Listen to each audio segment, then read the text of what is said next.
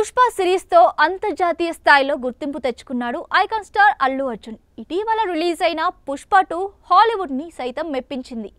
ఈ సినిమా ఇప్పటి వరకు 1871 కోట్ల వసూళ్లను సాధించింది.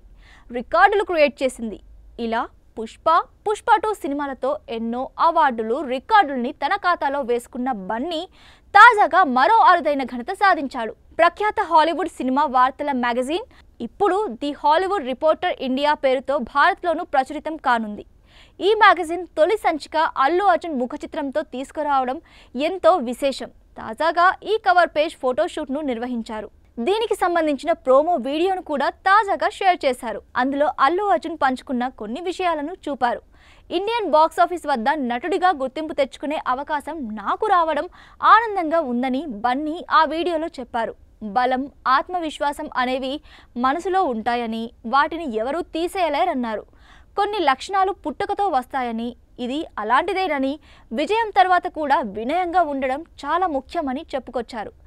జీవితంలో సక్సెస్ అయిన తర్వాత కూడా ఎలాంటి గర్వం లేని చాలా మందిని తాను చూశానని, అది వారి వ్యక్తిత్వం మీద ఆధారపడి ఉంటుందన్నారు. ఇకపోతే తాను 100% సామాన్యుడినేనని, సినిమా చూస్తున్నప్పుడు కూడా ఇదే భావనతో ఉంటానన్నారు. అలాగే బ్రేక్ టైంలో కేవలం విశ్రాంతి మాత్రమే తీసుకుంటానని, కనీసం పుస్తకం కూడా చదవనని ఆ ఇంటర్వ్యూలో అల్లు అర్జున్ వివరించారు.